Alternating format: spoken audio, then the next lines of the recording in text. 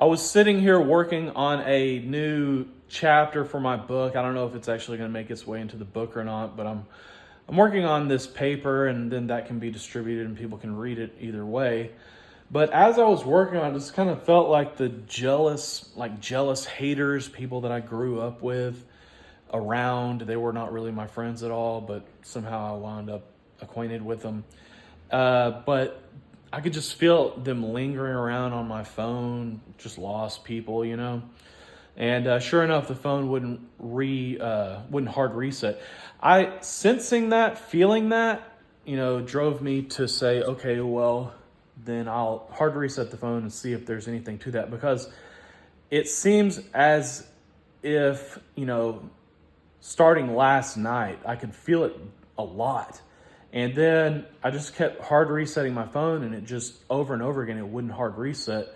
So there's something like, I know, I can feel it whenever they're being like this. And I just know, you know, it's somehow that's going on. But either way, didn't feel as vicious today. It started off pretty vicious this morning, but just, I don't know what it is. It feels like it didn't fail to hard reset as much today. So I'm thinking that, you know, these videos going out, a bunch of people are watching this. I think that it's causing something, or they're starting to get afraid.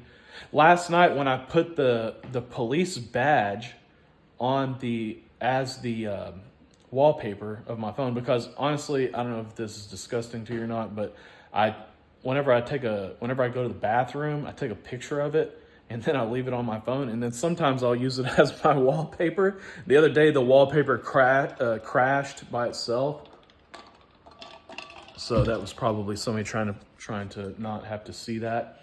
But I didn't want to publish that video with, you know, a picture of my poop, you know, on the phone. But so I made another one, and the one that you saw I don't think it was nearly as extensive as the one that I already had. Either way, as soon as I put the police badge on there, I could feel it. I felt it was a guy that I wound up around for a little bit when I was 19 years old. And I could just feel him going, oh, I'm going to let everybody know that you think you're a cop, or you're with the cops. You know what I mean? Like this motherfucker, I got I got an armed robbery charge with this person.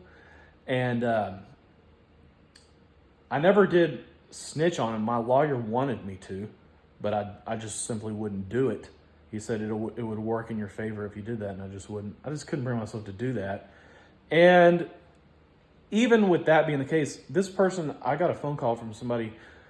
He was looking to put a hit on my head. You know what I mean? Just thinking that I might snitch on him. You know what I mean? So really a piece of shit. He wasn't really a gangster like that. The people that I hung out with really did live in the ghetto, and every once in a while some of them would show up at some of our parties and stuff like that, but you know, they weren't acquainted with people like that. So he's more of a fake than anything. But, you know, and plus on top of that, these people are just desperate. Not desperate, they're just lost. I don't even know, like, they were never really friends with me, but now they've taken license to be fucking lost looking at my shit. You know what I'm saying? And I don't have nothing to do with these fucking people. We ain't been friends. I haven't even spoken to a damn one of you in well over 20 years. And even when I did speak to you, we were not that close of friends. I had some close friends in elementary school. And then by the time I got into middle school, that shit was over with. I never had another fucking close friend again after that. So it's frustrating, you know. It's just frustrating, but yeah, they know what's going on, and when I do something to intimidate them, then the phone will hard reset.